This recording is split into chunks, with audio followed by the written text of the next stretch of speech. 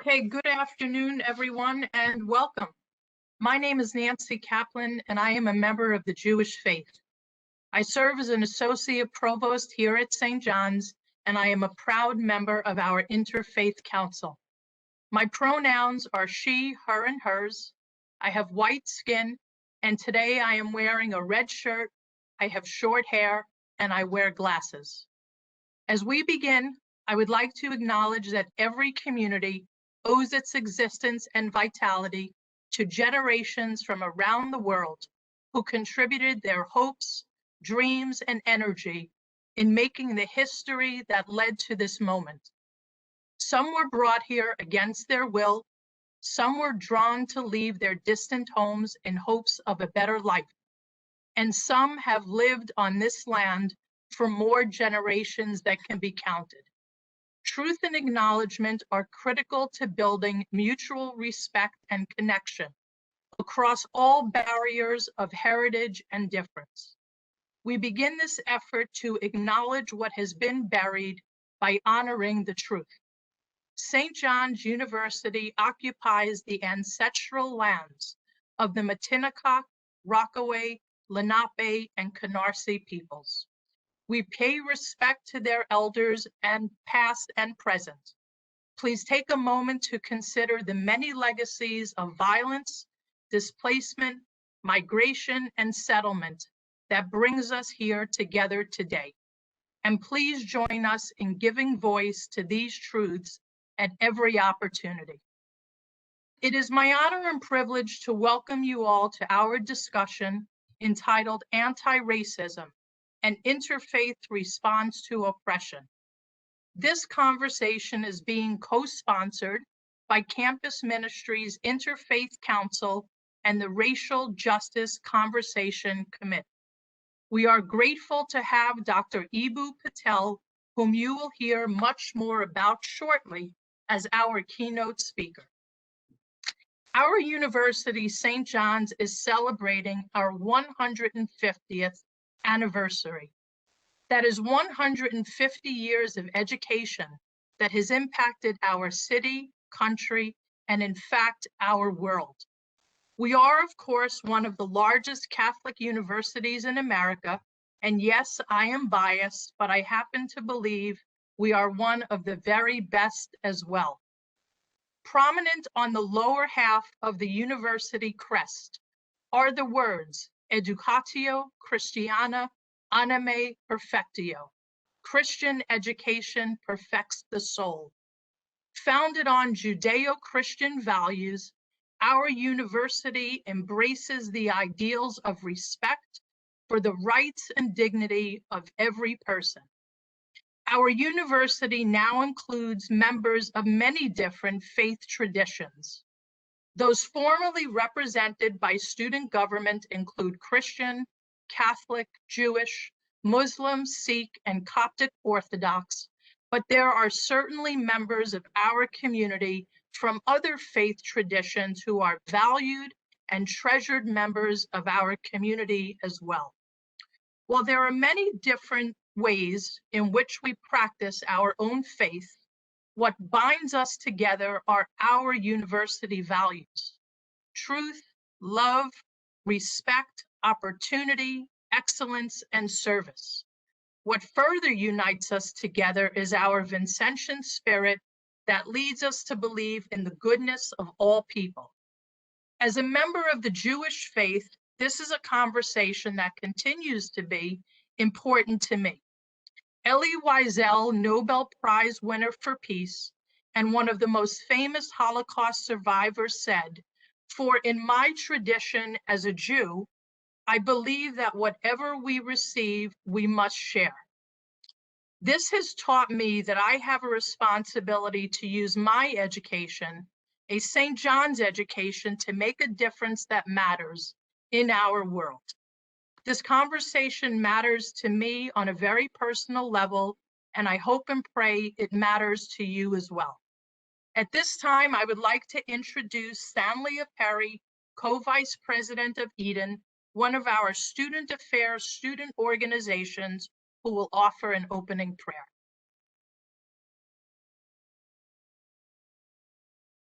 Hello, everyone. My name is Samia Perry, and I'm the Vice President of Eden. My preferred pronouns are she, her, hers, and my physical description today is that I'm a young African American woman with brown hair, and I have on a white shirt. And I'm also a junior in the Tobin School of Business, and I'm majoring in management. This event is important to me because growing up as an African American woman in a predominantly white neighborhood, I've seen my fair share of racism. I know what it feels like to be judged by the color of my skin, to have people think less of me or my intelligence, and I know what it feels like to be treated unfairly.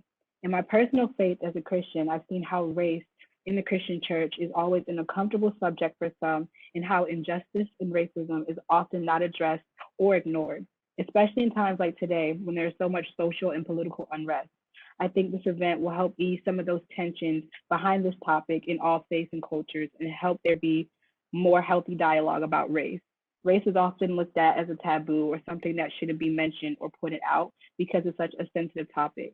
But I think the more comfortable we feel talking about race and creating spaces for these types of conversations, the better we can understand one another. So, with that being said, let us all pray together. Dear God, thank you for this day and allowing us all to be able to gather here today. Thank you for diversity, and thank you for allowing us to look different and to speak different, to come from different backgrounds, cultures, and faiths, and to be able to be proud of those things. I pray against the negative thoughts and narratives that have been attached to different races, cultures, and faiths, traditions, and I pray against the hate that people have against them. I pray that you would remove the hatred from their hearts and instead fill it with love, fill it with the willingness to understand and to get to know people who don't look like them. I pray for unity, that those who are experiencing racism would take heart, will be strong, and be encouraged to hope for a day where racism is no longer, and to not let these experiences make them any less proud of who they are or take a toll on them emotionally, mentally, or physically. I pray that we will be able to see the beauty and the value of all races and that we can learn to truly see each other as brothers and sisters and treat one another as such. And I pray that this change will continue to radiate from generation to generation to where hate no longer has a space to exist in this world. We pray all these things in Jesus' name. Amen. And now I'd like to introduce Umar Saeed, President of the Muslim Student Association, who will introduce our keynote speaker, Eboo Patel. Assalamu alaikum wa rahmatullahi wa barakatuh. Peace and blessings be upon you all. Thank you, Stanley, for that beautiful prayer and introduction on today's event. My name is Umar Saeed, and I'm the President of the Muslim Student Association here at St. John's University. I am a 21-year-old Pakistani Muslim who was born and raised in Long Island by the pronouns him, his, and I'm 6 feet tall and an average build, maybe a little on the skinny side, and I'm currently wearing one of my favorite gray sweaters. So some background on myself, I'm currently a senior finishing up my degree in biology, and I will be attending the University at Buffalo School of Dental Medicine in the upcoming fall. It's an honor and a pleasure to be here today to introduce Dr. Eboo Patel for such an important event. As a second-generation Muslim American, hatred, prejudice, and racism is something that I've witnessed my entire life. And for me personally, it can be summed up in one word: Islamophobia. Islamophobia can best be defined as the fear, hatred, or prejudice against the Islamic religion. It's rooted in racism, and this prejudice is prevalent now more than ever. On March 15th, 2019, a gunman walked into a mosque in Christchurch, New Zealand, initiating a killing spree that took the lives of 51 people. 51 people who were killed in a house of worship for no reason other than their faith. Hatred and prejudice towards Muslims does not begin with the sound of gunfire in a mosque, nor does it start with the sounds of chaos. It begins with prejudice. Prejudice in our community that stems into our schools, our workplaces, and our jobs. This prejudice directly leads to causing mass tragedies like the Christchurch shooting. It's a sad day when you can't go to a mosque and know you're safe, when you can't go to the house of God and feel protected. That's why events like this are important in today's time. We need unity now more than ever. It's only together that we can make a difference in combating things like hatred, prejudice, racism, and Islamophobia. With that, I would like to introduce today's keynote speaker, Dr. Eboo Patel.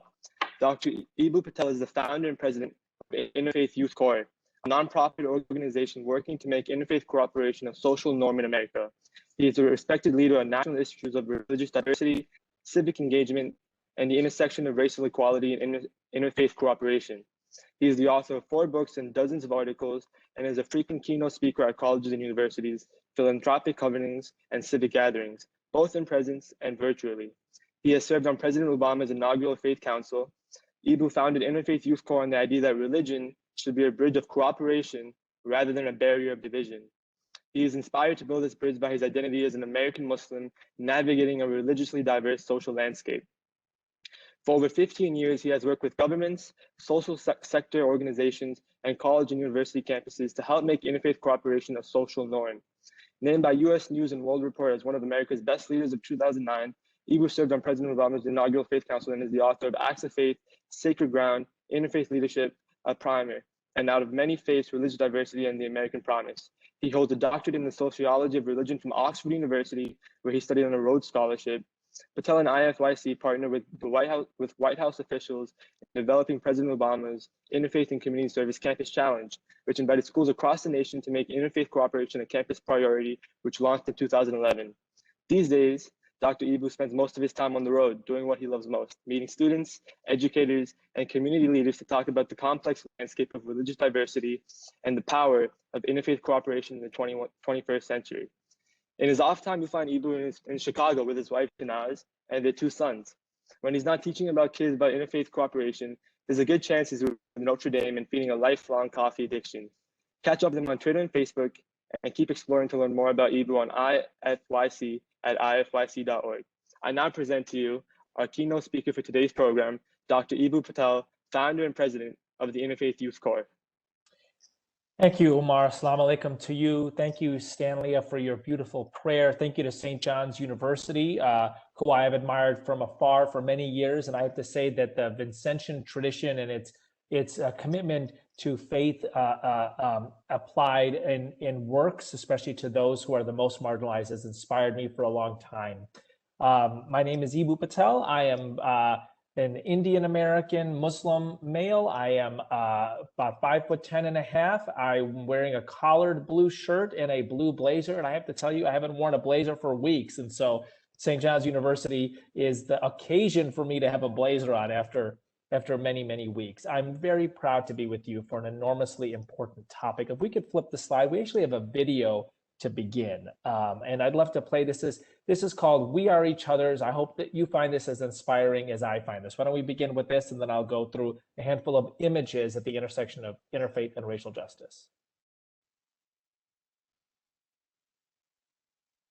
Our history, our legacies, our stories, our ancestors and practices we've maintained for generations or created ourselves. We are orthodox and secular. We are searching and spiritual. We are black and brown and white and everything in between. We are civically minded. And when we look at what's happening in society, we think maybe we can help. We have faith in our communities, our families, ourselves, and we are inspired by our traditions to imagine an America that is different, an America that is more kind and compassionate and just. We know we can create one, especially when we come together, when we call on our crew, when we gather to work, when the many assemble as one for the betterment of all. Like those who have inspired us, they came from somewhere. They were young people, bridge builders whose visions and traditions compelled them to act.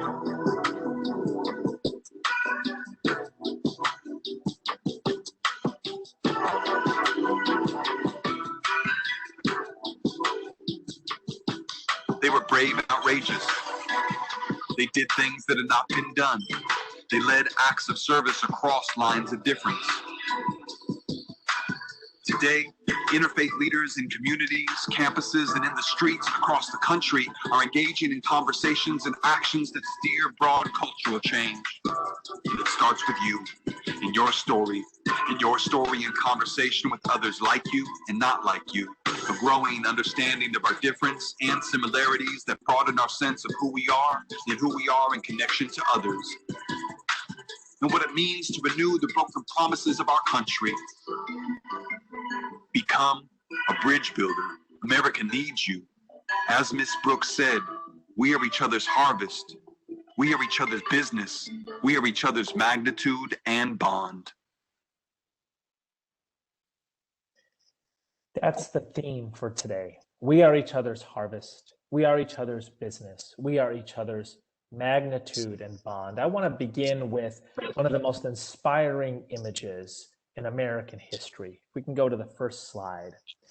This is a group of religiously diverse leaders on the march from Selma to Montgomery.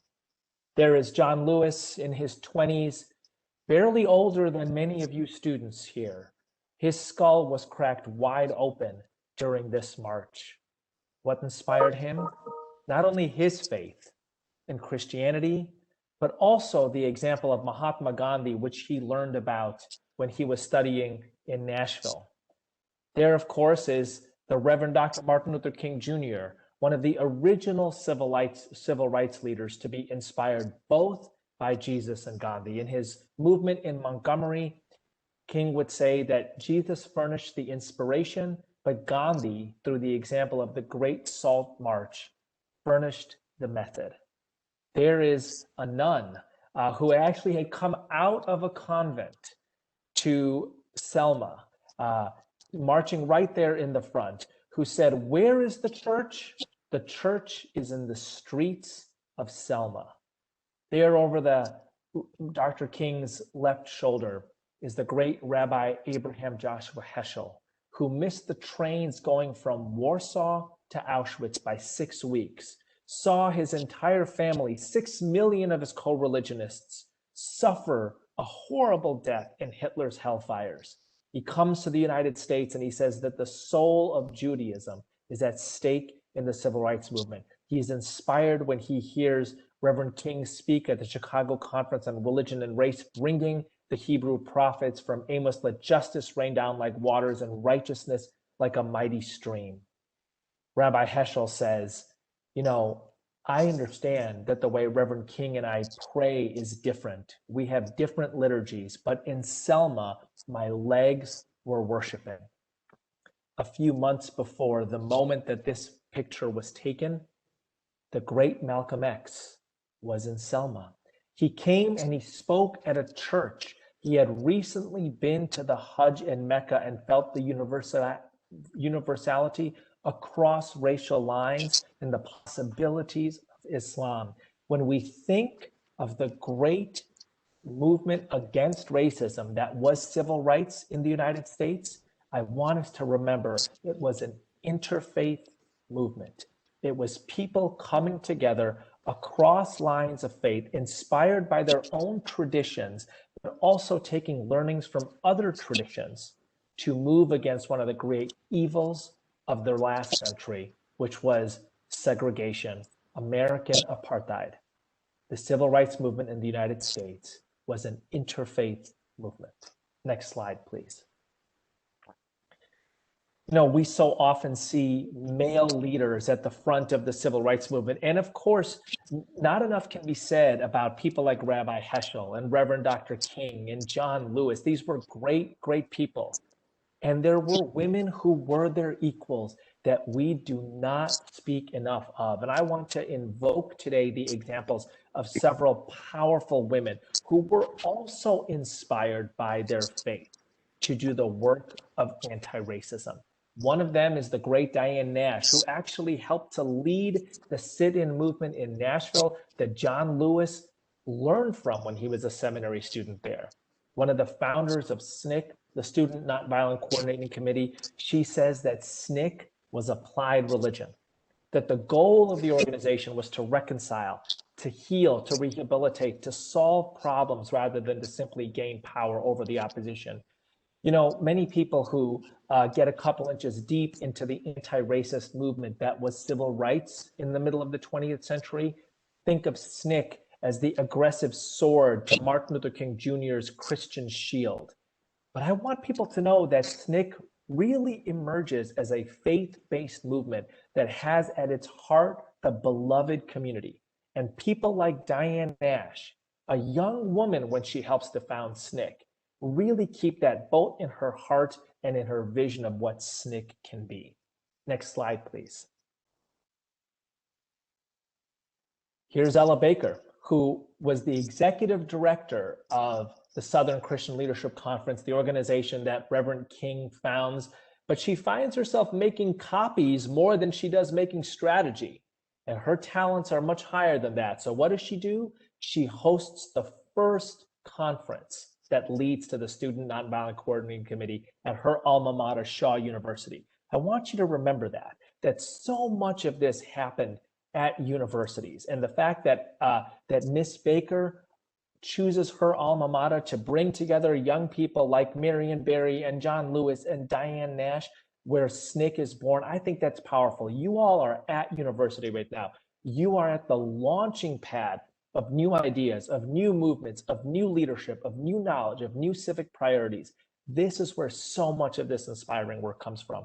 Ella Baker says that she becomes active in the civil rights movement because she sees her mother active in the field of religion. In African-American Southern Baptist Christianity, there are a whole set of women's groups that Ella Baker's mother is a leader in. And she goes with her mom to conference after conference, and she says, look at what women can do. I am not letting glass ceilings or men talking too much hold my leadership back.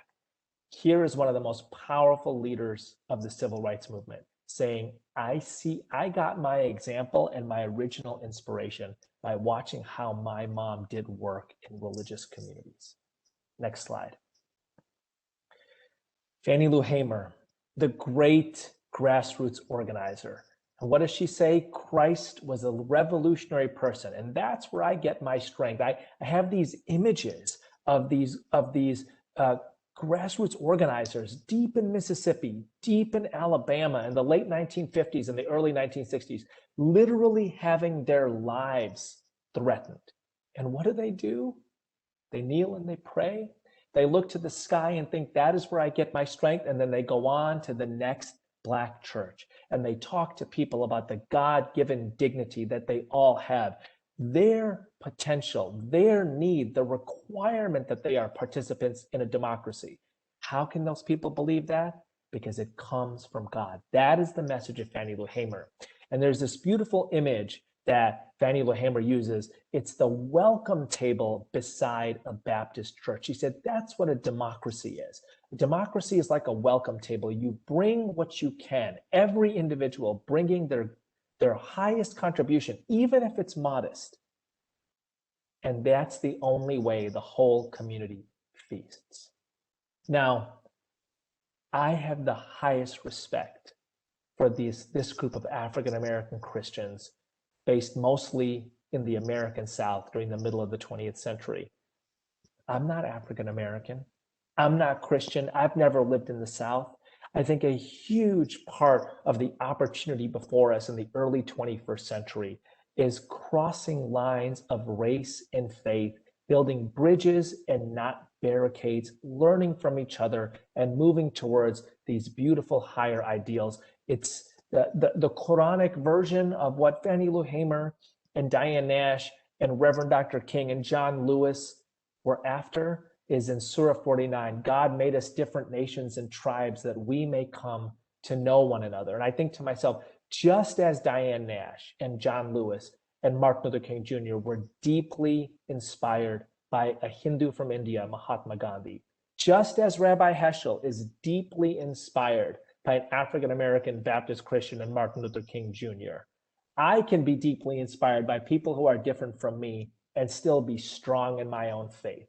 The way that my mentor, Brother Wayne Teasdale, explained this is that you have deep roots and you have wide wings. I am deep in my own commitments and where I come from, being an Indian immigrant, being an Ismaili Muslim, and I have wings. I learn from people from all backgrounds. I welcome their images. I bow in when they create sacred moments.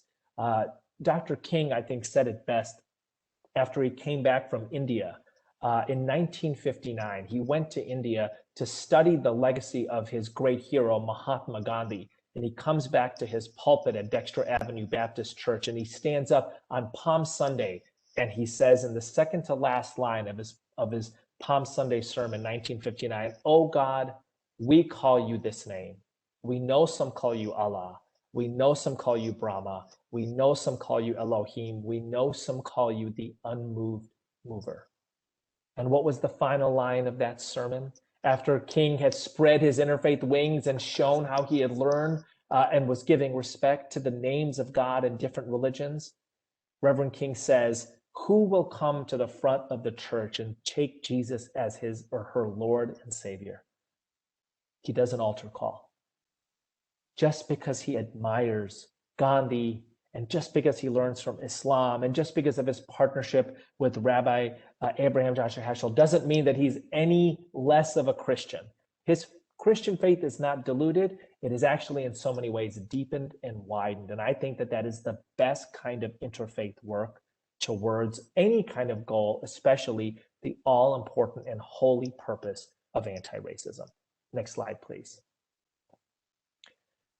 For me, a lot of this clicks when I see this man, Nelson Mandela, speak in December of 1999. I'm in Cape Town, South Africa, and somehow I get a ticket to an event where he is speaking, and Mandela comes to the stage. There's a Xhosa praise song. Xhosa is the tribe that he is from, that washes across the arena, and he begins by pointing out into the Cape to Robben Island, where he spent 27 years of his life in prison, and he says, I would still be there, still be on that island in prison if it wasn't for the Jews and the Muslims, the Christians and the Hindus, the Buddhists and the Baha'is, the Quakers and the secular humanists and African traditionalists who came together in the movement against apartheid.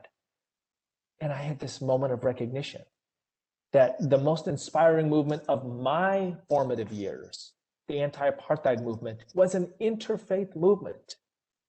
That's when I started putting it together. How many inspiring movements in history?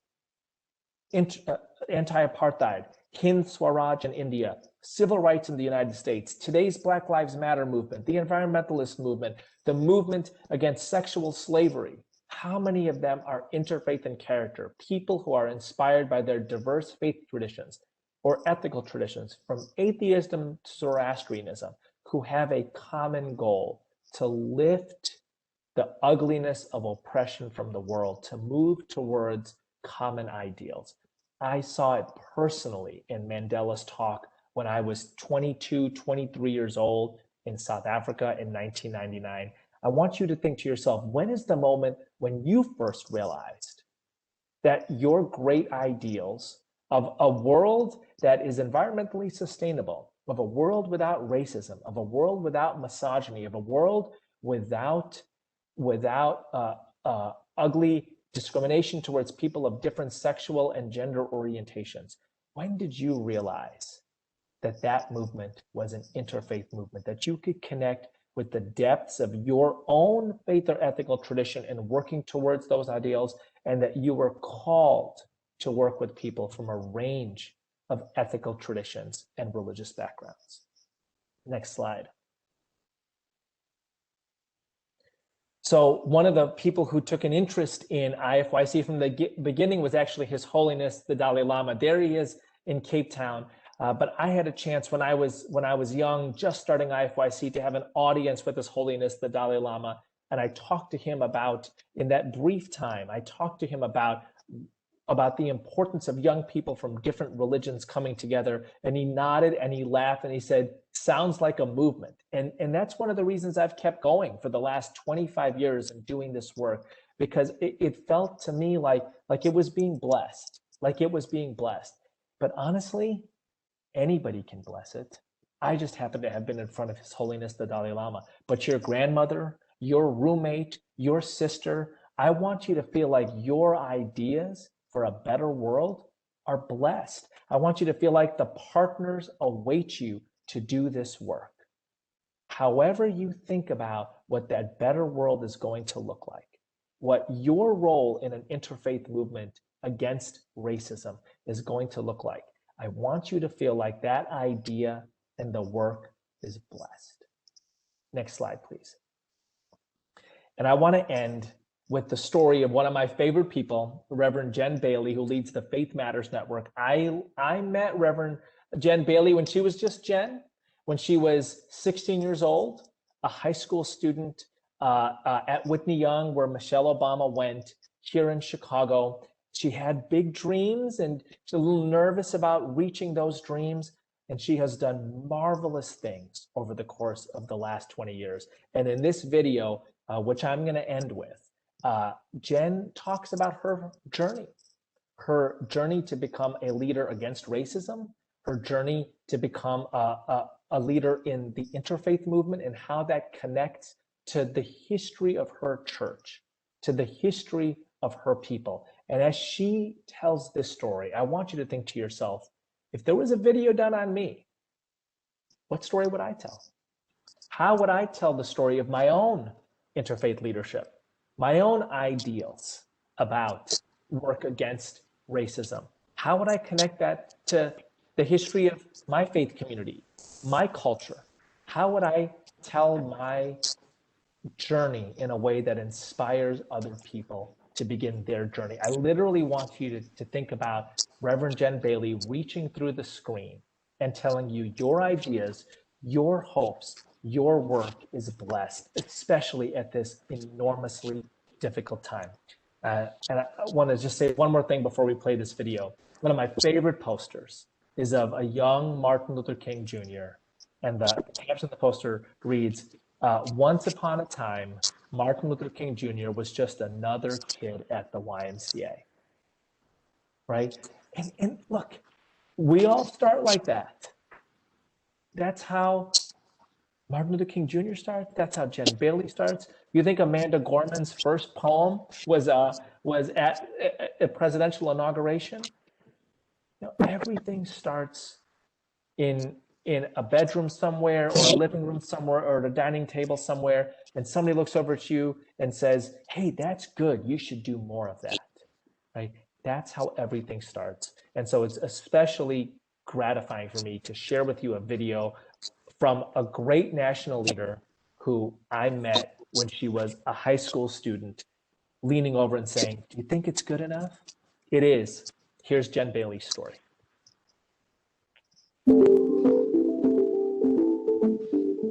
My first week of high school was 9/11. I remember turning on the news and seeing leaders demonize religious minorities. It hit close to home.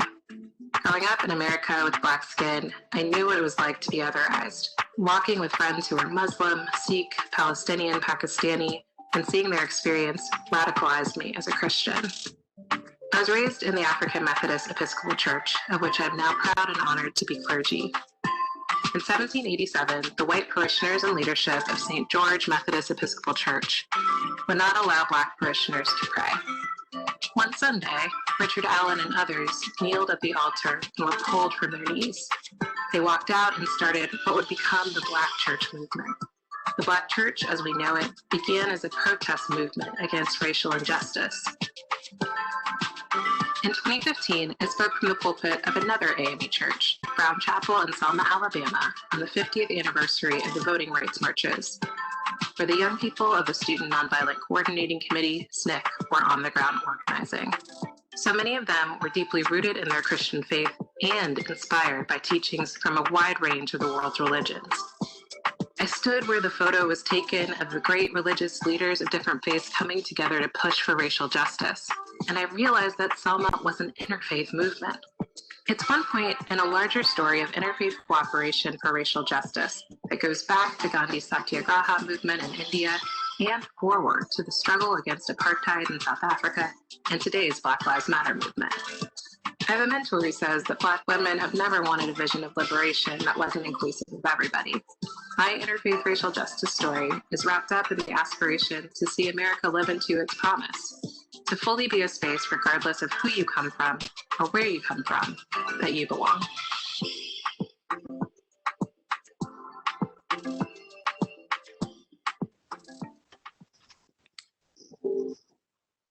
Terrific. Thank you so much. So somebody lead me now. Do we go into questions? We do, Eboo. We're going to go into some questions. Some have been submitted to us beforehand, and people have posed some in the chat, I'm sure. And I have, some of my own that I would love to share. But, I just want to say to you, there have been so many days where I have felt especially blessed to be part of the St. John's community. And I can tell you, and I'm sure I speak for many who are watching, today is a special day for us in having you here. And I feel especially blessed just to be part of this conversation with you. So thank you. You know, something that you I'm said so grateful really, for that, Nate. Thank you for saying that. Let me just tell you how much I love St. John's and its tradition. And I have to say, one of my very closest friends and colleague at IFYC, Dr. Tony Benute, is a proud graduate. And he's got friends whose children currently go to St. John's. And so it's a university that is especially close to my heart. And the Vincentian heritage, I can't say enough about that. well, thank you for that. We are an extraordinary place, and I would say mainly so because of the people who make up our community. And one of the things that you talked about was the incredible opportunity we have. You said to cross lines of race and faith, to build bridges and not barricades. So what does that look like in your mind at our university? That's a great question. So I think looking for ways to cooperate, I think, is so important, right? What are you on the lookout for? Are you looking for ways to be divided, or are you looking for ways to cooperate? And you know, there's a great line by the French writer Marcel Proust: "The true journey of discovery is not in seeing new landscapes; it's in developing new eyes." And I take so much from Reverend King, and I keep on calling him Reverend King because I want to highlight his Christian faith, because so often we talk about him as Dr. King and the brilliance of that PhD. And of course he was brilliant, but Martin Luther King Jr., by his own statements, was Martin Luther King Jr. because of his faith, right? He says, "Many people want to make of me many things, but in the deep recesses of my heart, I'm a Baptist minister. I'm the son of a Baptist minister. I'm the grandson of a Baptist minister. And my commitment to Jesus as the Son of the living God is the highest commitment I have. And by the way, I will say it again, I am not a Christian." I don't say that by way of Christian witness. I say that by way of the importance of a dimension of identity that is too little spoken about these days. And so I take so much from Reverend King when, towards the end of the Montgomery bus boycott, when a journalist points out just how much this group of African American witnesses have suffered. 380 some days of walking to work. I mean, we're not even at 80 days of being under COVID lockdown. I mean, just imagine how long that is. And Reverend King says, this isn't the time for revenge or anger. This is the time for redemption. This is the time for reconciliation. This is the time to build the beloved community. And so much of that was about the eyes and the attitude who he took into the world, right? He's always looking for ways to widen the circle. Now, I'm not suggesting, I'm not buying a brownie from the KKK bake sale. Like, I'm not looking for you know, a person with a Nazi flag to reach out my hand to. There are limits, right? There are limits. Elie Wiesel would not have debates with Holocaust deniers. And he would say, I'm talking to everybody else, right? So can we look for ways to cooperate? Can we it's not sometimes about discovering common ground. It's about working towards common ground. It's about saying, what can we do together? If it's just an intramural sport, fine. If it's just a lab group in a science class, fine, right? And I think one of the beautiful things about college, university, is that you have all these people from all of these different backgrounds who have all of these different kinds of opportunities to cooperate, from study groups to intramural sports to anti-racism groups. Let's find something we can cooperate on. So what would be your recommendation then to, let's say, young people who have very strong beliefs from their own perspectives, who are, you know, begging for people who may not know how they feel to be heard? How would you encourage them to go about being heard, being understood, as a way to find common ground? What would be your advice to them? Yeah. So I think a lot of this, Nancy, has to do with personality, you know, and a lot of this has to do with life stage. And there were times in my life when my activism sounded like heavy metal music. And now my activism sounds a lot more like folk rock. And I think that I'm just honestly a folk rock type person, you know? And that's actually one of the reasons that I'm so drawn to faith-based activism, because there is such, in the people that I met when I was in college who were the most radical, who didn't talk so much about working with the poor, who just actually lived with the poor, were people from the Catholic worker movement. And they were, you know, sisters in different Catholic orders, right? And their work in the world was a whisper, but it was radical, and it spread love. And I thought to myself, you know, for all my screaming and yelling, I go home to, you know, a comfortable dorm room, and you sleep in a shelter that you have opened up to literally dozens of people who are destitute. And I'm the one who's like yelling, and you're the one who's like always smiling and praying and opening your arms. And I want some of that, right? So I don't want what I'm saying to come across as I don't want to come across as pedantic. I want to come across as invitational, right? That when I was with those Catholic workers, when I was with Ed Loring and Murphy Davis in Atlanta at the Open Door community, when I was at the Dorothy Day House of Hospitality in DC, when I was at St. Joseph's House and Mary House, the Catholic worker houses in New York City, I never felt, nobody ever yelled at me to be a different kind of activist. They just had a different kind of example, right? What does Howard Thurman say? Jesus is the example that casts a ray of light in the shadow of our life. And again, I'm not a Christian, right? I say that as an admirer of this great Black Christian who writes Jesus and the Disinherited. So I will tell a story of that Sufi Muslims say of Prophet Isa, Jesus, who in our tradition is a prophet, not the son of God, but a prophet, one to be revered. So we tell the story of Jesus being in the marketplace and people around insulting him. And in return, he blesses them. And when Jesus comes back to his disciples, they're confused and they say, how can you bless people who insult you?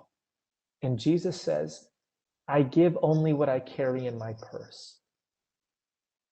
Right? And I read that story. I thought to myself, I want to wake up every morning and put in my purse blessings, and only have, when I walk into the world, blessings to give, because that's who I want to be. That's who I want to be, right? In Islam, Allah subhanahu wa ta'ala says in the Holy Quran that to the Prophet Muhammad, may the peace and blessings of God be upon him, he is to be Rahmatul Alameen, a special mercy upon all the worlds, right? And there's such beauty in that. And ultimately, I am inspired by beauty, and I want to spread beauty in the world, not anger, even if the world sometimes deserves anger. And again, in the Quran, right, God speaks of my mercy overcame my wrath. It's not that there aren't things to be angry about, but I feel like the call of my tradition of Islam, the examples from other religions, they're about mercy. They're about mercy. And that's who I want to be. So I think, you know, you may have partly answered this question, but I do want to ask it anyway, because it's an important one. How can we reconcile with people of religions and faiths that value superiority of that religion or faith over others? How do we reconcile with those people? That is every faith. That's every faith. So Muslims believe that the Quran is the final revelation, and that Muhammad is the final prophet. He's the seal of the prophets, the ring of the prophets. In virtually every Muslim believes that, right? Many, many Christians believe that Jesus is the way, the truth, and the life, and that no one gets to the Father except through him. Many Jews believe that they're the chosen people. Many Hindus believe that the greatest source of wisdom is in the Upanishads. And if you're I think that it's just like the landscape of Earth. It is what it is. And if you engage religious diversity, expect that people from different religions are going to believe that there is a special fullness in their tradition. Otherwise, why would they stay in it? Right? So I just got off a White House COVID task force call before joining this. And it's actually a group called Faith for Vaccine, and Melissa Rogers and Josh Dixon and the White House based office folks were there. There were Catholic priests there, and Jim Wallace and Dr. Mohammed El-Sanusi is probably, and Bishop Elizabeth Eaton. There are probably 120 people, national religious leaders. Every single one of them thinks that their religion is the fullness of faith. Every single one will do their version of an altar call.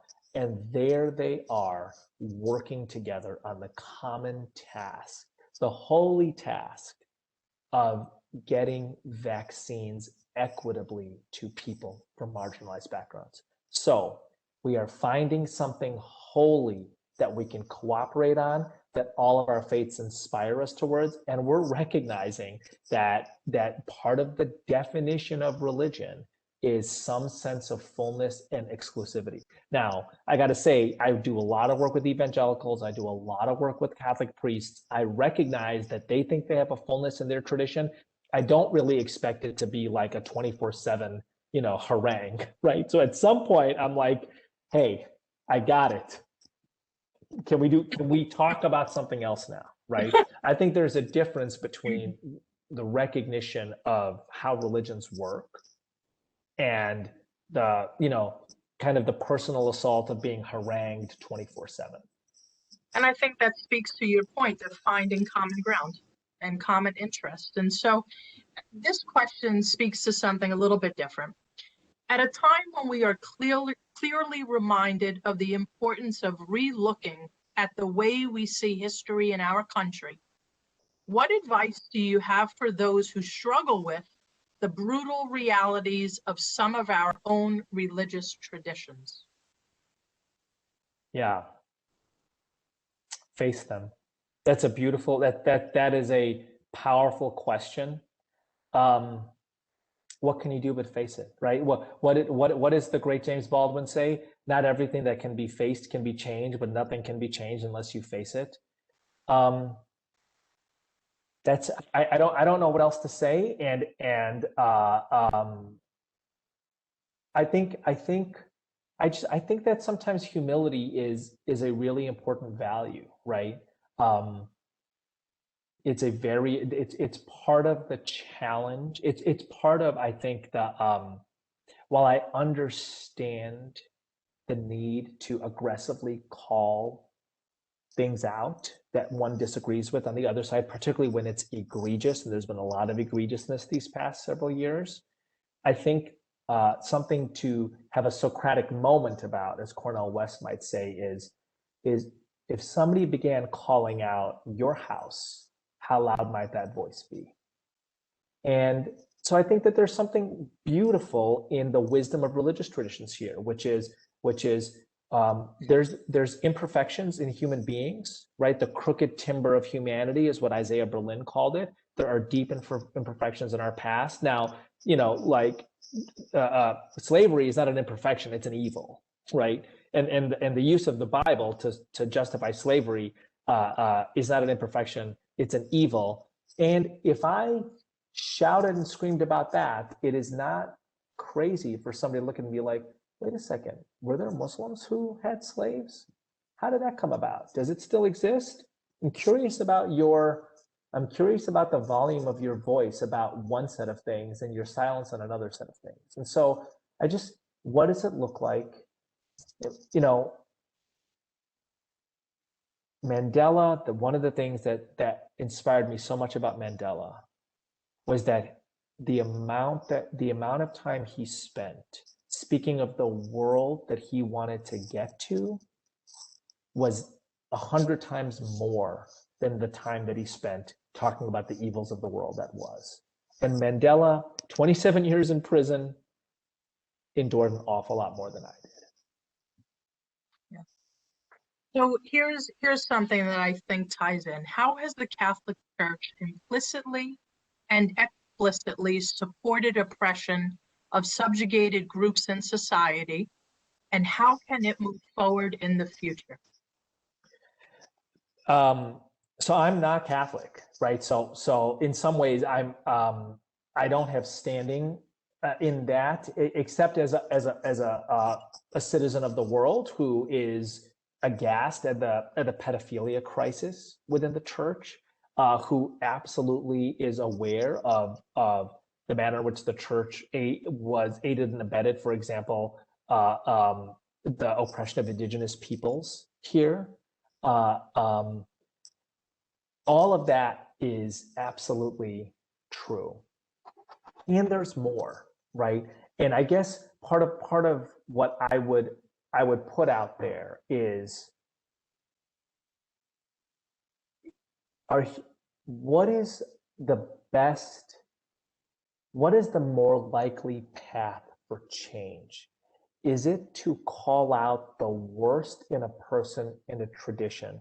Or is it to highlight the greatest potential, to highlight the best, and to suggest we can all get there, right? And so let me tell a very little known story about Reverend King. When he was in Chicago in 1966 in the Fair Housing Marches, I mean, these were some of the ugliest moments of the civil rights movement that people do not know about, right? Like King is with several hundred marchers on the west side of Chicago, Marquette Park, and 5,000, largely white ethnics, okay, let's call it what it is, come out to scream racial epithets. They burn police cars. They scream at Catholic sisters who are marching and Catholic priests who are marching.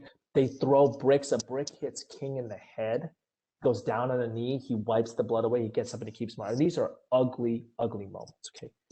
King sees at one of these marches a group of white ethnic teenage boys frothing at the mouth, stones in their hand. He escapes his security detail and he walks up to them and he says, "You're so smart and good looking. Why would you want to act like this?"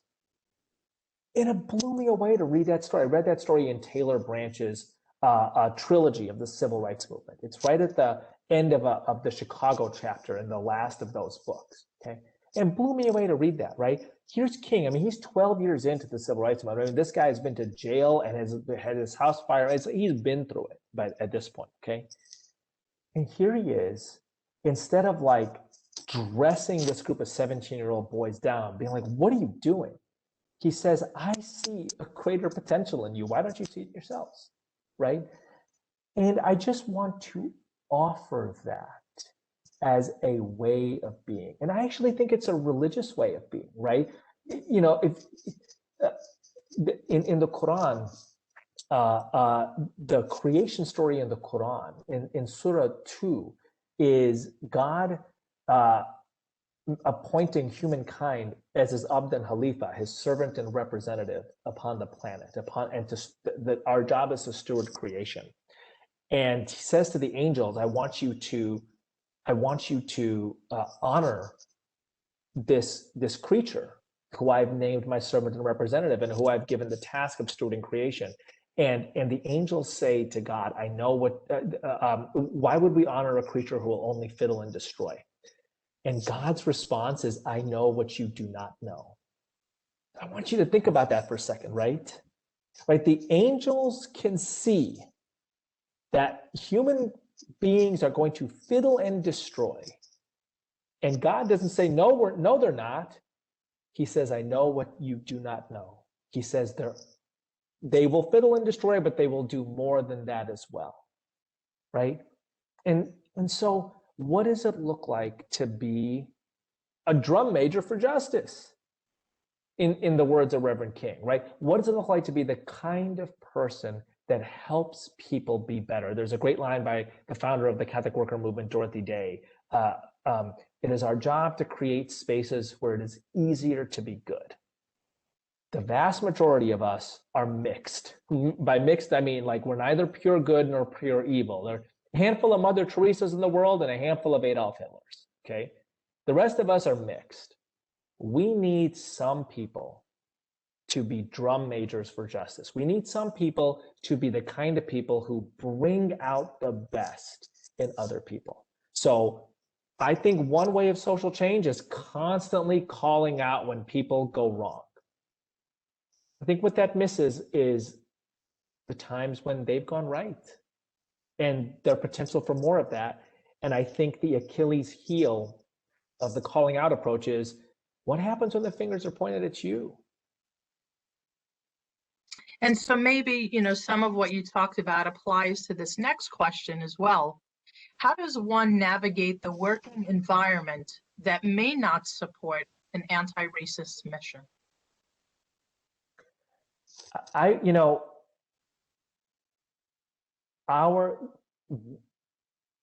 We have a better chance for anti-racism now than we have had for decades and decades and decades. So my suggestion would be make the most of the moment. Make the most of the moment. How should one go about facing and calling out those who use their religious tradition to justify intolerance, such as Christians and the LGBTQ plus community? So as I've kind of emphasized, my interest is not principally in calling out. I understand it. It's one social change strategy. My interest is principally in that kind of approach that the Sufi story of Jesus highlights, which is in highlighting what you think of as the most humanizing, the most just, the most beautiful parts of a tradition, right?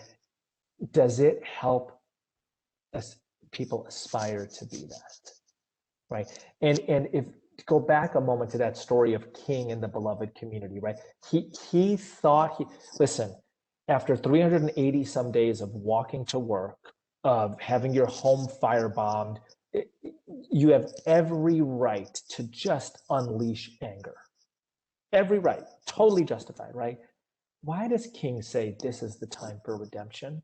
This is the time for reconciliation. This is the time to build the beloved community. He thinks he has a moment. He thinks that in effect, the ground is soft and may be planted with something new. And so I'll just say, there are people with different personalities, and there are people with there are different moments, and there are times where a controlled burn is useful, and there are times when it's time to plant and grow something new. And I will only say for myself, right?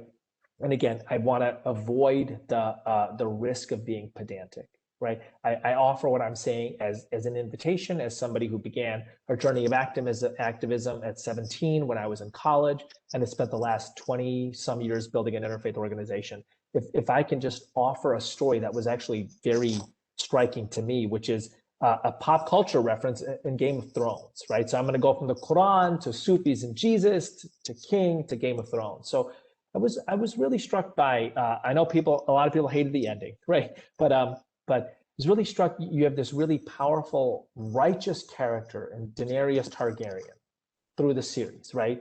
And what does Daenerys Targaryen do? She uses her dragons to burn down the structures of oppression. And she says, when I rule, when I sit on the Iron Throne, it will be a time of peace and freedom and brotherhood and sisterhood, right? When she actually winds up sitting on the Iron Throne, when she wins, her first statement is, let's go find more places to burn. And I'm watching that and I'm thinking to myself, one of the things that strikes me is, if you spend years and years and years getting good at burning things down, and then you actually get to the place where the structures of oppression are largely gone and it's time to rebuild, have you built those skills? Do you know how to do it? Right? As George Washington says to Alexander Hamilton in the musical, winning is easy, governing is harder. So I offer that as an invitation. And I have to tell you, like, righteous anger has accomplished a lot of things. And after after things are burned down, somebody has to build. Who's going to do that? What does that look like? What does better look like? I will close with this, which is there are, in my mind, it is not about a more ferocious revolution. It's about a more beautiful order. And if you spend your time thinking about the revolution and haven't thought about the new order or how to build it, it is very hard to build things, right? You might well wind up with some of the ugly revolutions in history. You know, people paraded the guillotine around France for 5 years. I think the Shah's reign in Iran was terrible. I'm not sure Iran is better after the revolution in 1979. What does it look like to build a more beautiful order? That is Mandela's great achievement, right? So to be inclusive of everyone really means everyone in our community. So here's a question. How do folks of faith or folks who are religious work together with people who are atheists, agnostic, or who do not believe? You find things to cooperate on. First of all, you find things to admire about them, and then you find things to cooperate on. I think a really good ethic to have is to ask yourself the question, what might I admire about you? Again, there are people outside of that circle.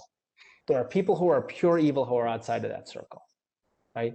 And then there are people you disagree with for all kinds of good reasons that you might still admire. You might still admire something, but I actually think it is a spiritual ethic to ask oneself the question, what might I admire about you with whom I disagree a lot?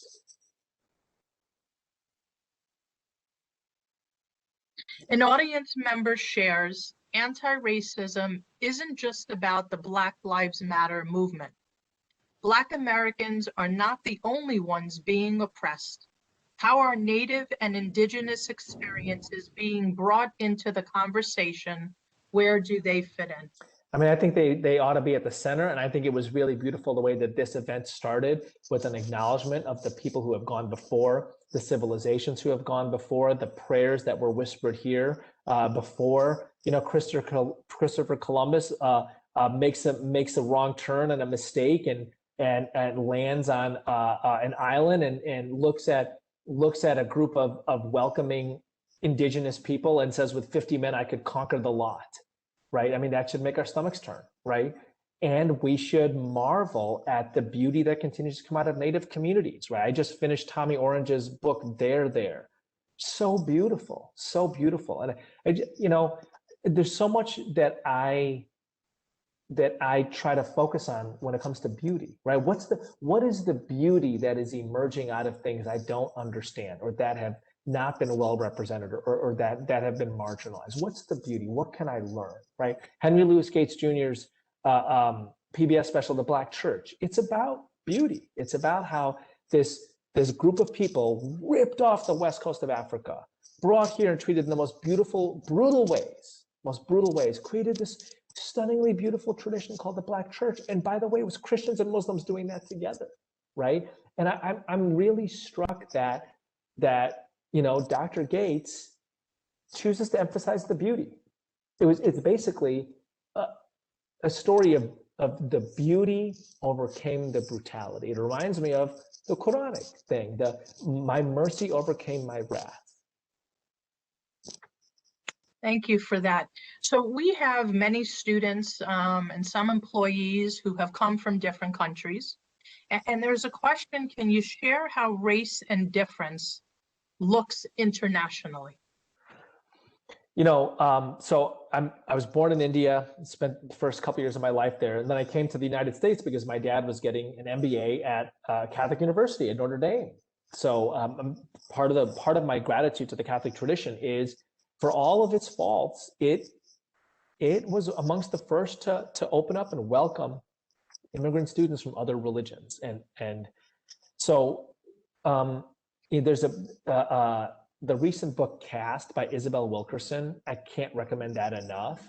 And it's basically how race and social stratification work in 3 different nations, in India, in Nazi Germany, and in the United States. And she tells this powerful story about Reverend King being in India, probably his trip in 1959, and where he is introduced by a group of Dalits. Dalits are the Hindu caste, which is the lowest in the caste system, and their lives are enormously difficult, right? And he's being introduced to this group of Dalits, and the person doing the introduction says, I introduce to you a Dalit from the United States. I introduce to you a low caste person, somebody who's in their racial hierarchy, who's at the bottom. And King realizes, oh my gosh, that's exactly what I am, right? And he sees the kind of overlap between these two systems of stratification. And I think there's an awful lot to be learned from a global context. So, you know, I'll say a couple interesting things here. One is, if we think about the term people of color globally, what percentage of the world would call themselves people of color? If the definition of people of color is non-European white, probably like 85% of the world. So let's just have like a Socratic moment, right? Can anything useful be said about 85% of the world as a single black? That's like 6 billion people. Right? By the way, like no small number of those countries have been to war with each other. So it's just an interesting, and this is, I think, part of what a university education is about, is, let's consider that phrase within a different context. I'm not saying that the term is useless. I'm saying, let's have a Socratic moment. Let's interrogate that a little bit, okay? So I want to give you another example. So I remember this is in the immediate post 9/11 era, and I was livid at the Bush administration for the Iraq War and for a bunch of other things. And so I'm at some meeting and I'm going on and on and on about this. And I happen to be sitting next to an imam, a Muslim religious leader from the Middle East. And he said, I'm interested in what you're saying, you know. I kept on calling myself oppressed and Muslims oppressed, and I was in full form. And he looked at me and said, where are you going to sleep tonight? I said, what is that? My bed. He's like, yeah. If you were in my country, you wouldn't be sleeping in your bed. You'd be sleeping in a torture chamber. You might want to think twice about using the word oppressed. You know, just interesting, right? I think a lot of what a university education is about is, let's think about that in a different context. Now, I am not making an argument for a particular definition of the word oppressed. I'm just saying, if you're at a university using the word, a university outside of New York using the word, it's one thing. If you're like in, I don't know, a slum in Mumbai calling yourself oppressed, you might get into an interesting conversation or two. So we have talked more about becoming an anti-racist institution in the last few years than we have in our entire history, thanks to, you know, many of the people on this call. And we're going to conclude in just a few minutes. So I want to end with this by asking you, what is one thing that we can do for each other at the university to all work together in this effort? What is one thing we can do for each other? Oh man, I'm going to go back to poetry on this, right? I'm not going to be concrete. I'm not going to be pragmatic. I'm going to go back to Gwendolyn Brooks, right? Here's one thing we can do. We can remember we are each other's harvest. We are each other's business. We are each other's magnitude and bond, right? Krista Tippett likes to quote, I think it's Elizabeth Alexander, the contemporary poet, who says, we have forgotten we belong to each other. Right? Outside of people who are pure evil, and there are some, but not many, I belong to them and they belong to me.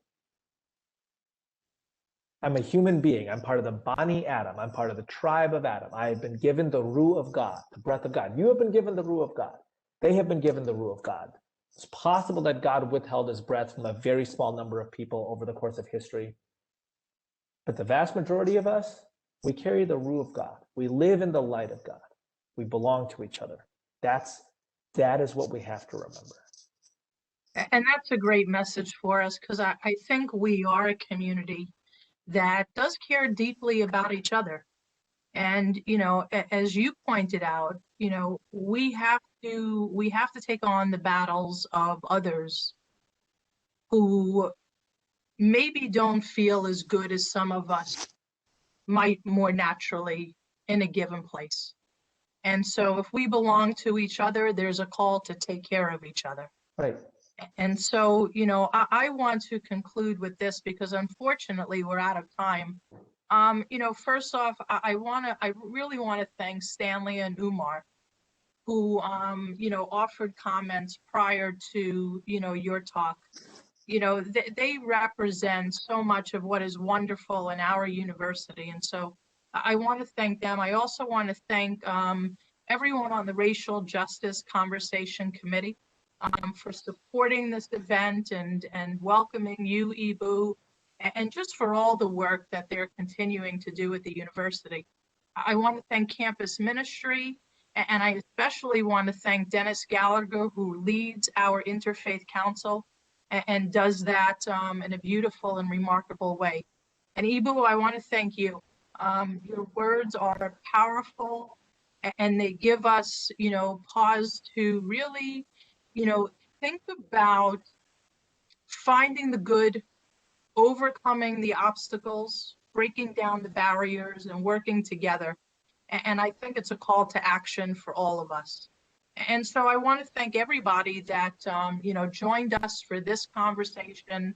You know, the people on this call really do bring so much wisdom, so much strength.